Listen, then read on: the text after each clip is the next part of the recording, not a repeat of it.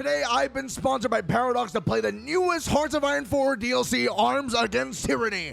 Go get the new DLC with my link in the pinned comments down below. Anyways, this DLC adds content for all Nordic nations, Denmark, Norway, Sweden, and of course, Finland. But what if I told you the devs also added content for a secret, forgotten Nordic nation, Iceland. A small, barely populated island isolated from the rest of Europe, with an economy smaller than even Luxembourg's. But don't let that deceive you. Iceland is without a doubt the most broken nation out of all of them. And I'm going to show you exactly how I use that to my advantage by turning this little country into a powerhouse rivaling World War II Germany. Iceland is two paths, two destinies. On the left is the path of subjugation, a loyalty to a nation that has never helped us, never treated us as equals. On the right is the path of risk, revolution, rebellion, communism or fascism, a choice that many faced at the time. However, in Iceland, a small nationalist movement brews. Since our nation's economy is stricken with decades of isolationism, we shall not go the usual route of getting industrial researchers. Instead, we will plan for the future and invest into naval research for a special project we have that will allow us to rule the waves. Industrially, we quite literally have nothing besides one shipyard. The reason why we're boosting both ideologies, even though we are going down the fascist path, is that if we get a 20% popularity for communism, we get to unlock this focus, which gets us out of isolationism and gets us into a civilian economy. Now, in case you didn't already know, Iceland is an island surrounded by a vast ocean. If we're going to be invading anything, we'll need a navy. Luckily for us, though, the Icelandic people are a capable people. So we have the ability and the technology to strap cannons onto our fishing boats and form a makeshift naval fleet. Our independence has finally been achieved. The Danish should not even lift a finger to stop us. And now it is finally time to decide our own fate. First order of business, our manpower. If we are to successfully conquest anything, we will need soldiers to serve in our army. To achieve this, we will institute a higher conscription law, which also unlocks our army tree, if you guys didn't know. Oh my god, we got our first and only military factory! Oh, we'll finally be able to start making made-in-Iceland guns instead of having to buy them on the international market. Hey, the reforms are actually working. Our manpower is going up. We nearly have, half of a standard division. This advisor is a big one. It gives a 20% non-core manpower bonus, meaning it increases the manpower we get from non-core territories we control. Securing the states with high population density is now our main priority. That means only one thing: colonialism, baby. Captain! Yeah? No! The Icelandic people have a heritage of war and blood, being descended from Viking adventurers. It's only natural that their focus tree and the buffs it provides reflect that heritage. With all those bonuses combined from the focuses and special forces doctrines combined, we end up with a whopping 55% attack bonus for our special forces divisions, and a 35% attack bonus for those that aren't special forces like tanks and infantry. This is by far the largest bonus among any country in the game. Yes, Iceland, of all countries, has the largest bonus in the game. My god.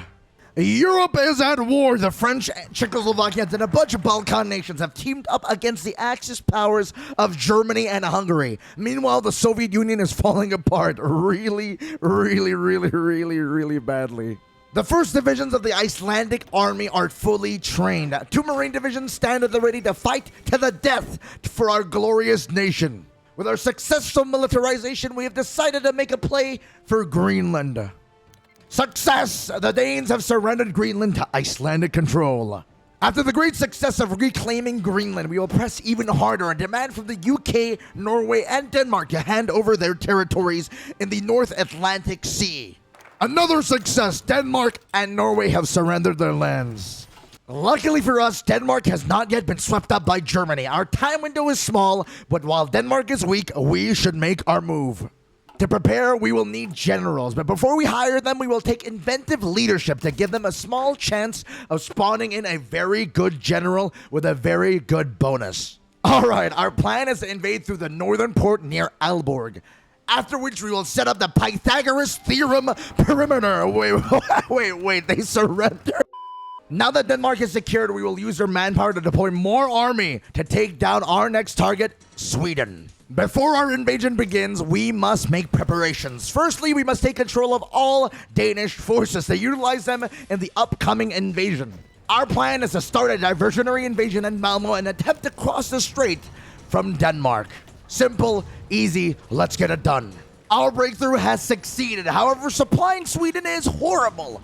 The offensive will be slow and chuggy, but pow, one by one, we will claim each city for our own, each port for our own, until every inch of Sweden is under our control. We need supply.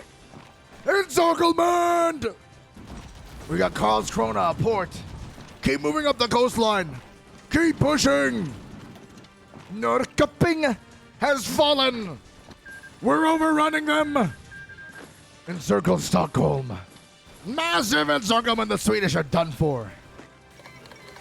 They're done. Sweden is gone. However, they have allies. France and his faction are preventing the peace deal of Sweden from triggering. So if we aren't in this war, France will have to fall. But going through France is not an option because of the Maginot Line. Instead, we'll have to go around. And no, not through Belgium. A naval invasion placed in the north of France, with our elite Marines leading the charge. We landed in France, but it's literally empty. There are no units here. And now we just take Paris. And there we go. They capped. We have single-handedly destroyed a major world power. Us, Iceland. In the peace deal, we have only taken what we deserve. Sweden is now fully under our control. We have also occupied French Africa for their juicy manpower that we get from the non-core manpower advisor I mentioned earlier. The Soviets are still in a civil war. Germany has decided to attack the Soviets too. Poor guys. Denmark has sent us a letter about how much they love being our puppets. For our army, since we have a lot more manpower now, we can update all our division templates and start dumping out soldiers like nobody's business.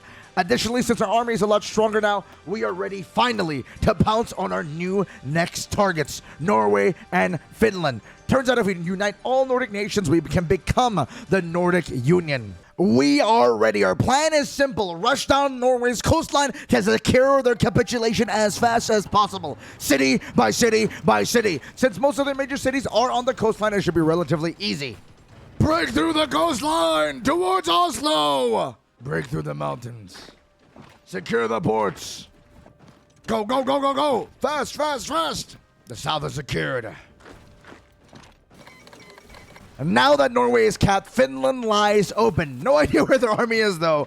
There is literally no resistance here, besides every occasional unit. There's no one here. Snake it all down. Snake it all down. WWW. Hello? Yes? Apparently, we're at war with the Soviets. How? I don't know. Well, I guess we gotta deploy the army again. Strike fast and deep. We'll reclaim Finland from the Soviets and push eastwards towards the Karelian region. After that, it's just a thrust towards Moscow to end it all. We have already made preparations to integrate Denmark by building in them and sending them equipment to make sure we have everything just right for when we decide to claim the mantle of the Nordic Union. Break them past. Same rule book. Coastline, slowly push towards them. Push eastwards, get encirclement. Encirclement! Push to Leningrad! Bang, bang, bang, bang, bang, bang, bang. Now the siege of Leningrad begins. Denmark, the last piece of the Nordics, has finally been annexed. With this, our people have been fully reunited. Our dream has been realized. Today rises the Nordic Empire. Push in the Murmansk region, Karelia. Get the supply hubs. Special operation into Arkhangelsk. No, we gotta circle, we'll free them. We have to free the boys. Special operation in Arkhangelsk successful. Close, close, close, kill, kill, kill. The last thrust towards Moscow. Press onwards. Oh, balls. Unfortunately for us, the British have demanded decolonization of our colonies in Africa. We cannot afford a two-front war right now, so we're forced to accept. We'll have our revenge eventually, don't you worry. Keep them encircled, stun them. They're useless. Another big one. Push, we're almost at Moscow. The defeat is near, brothers, push. We got it, Moscow. Lag! Oh my god, every time there's lag, you know it's something really bad or it's a peace deal. Alright, we fought long and hard for this victory, but we're not going to take too much as we don't really claim that much of Russia. However, long ago there was a Novgorod Republic which was based in this area and they were founded by Vikings. So we'll seize that territory and that's pretty much it, basically northwest Russia. Our conquest of the Nordics have been completed. However, this is not the end. Our enemies in the future are larger and stronger, and to defeat them, we will need better weapons of war. And this is why we will begin the production of tanks, which has changed quite a lot since the release of the new DLC. Specifically, the designers have been changed into MIOs. Military industrial organizations, which allow you to pick and choose the bonuses you want, whether you want to focus on quality or quantity, buffing certain stat, highly customizable. You get points for researching things with the IMO, which you can spend on the upgrades. Very cool. The gosh darn Americans have stolen Greenland from us. We're not ready to fight them yet, so they shall survive another day. Revenge will come to them after we're done with the British. The date of the invasion of the United Kingdom has arrived. The plan is simple and easy. The United Kingdom has the largest fleet in the world, so an invasion will be hard. However, we also have a large fleet. What's going to happen is very simple. Our fleet will act as a diversionary engagement to engage their fleet, after which we will launch multiple invasions on the eastern coastline of the UK. The Allies are heavily invested into their landing in France and the Benelux, so Intel suggests if we land, we will most likely be able to collapse the British within months, and therefore ending the war. We landed! Push! The invasion has happened, occurred. Break the line. They have nothing here! The intelligence was right! Keep pushing, break the line. Liverpool is gotten, London is gotten, Edinburgh has fallen, Scotland, England, Wales, wherever the hell, man, it's all done. And victory. Victory has been achieved over the United Kingdom. The Isles have been conquered, their navy has been seized. Our focus turns to the United States. We have not forgotten, we have not forgiven. They took Greenland from us when we could not defend it. It is time to reclaim Greenland. It is time to take back Vinland.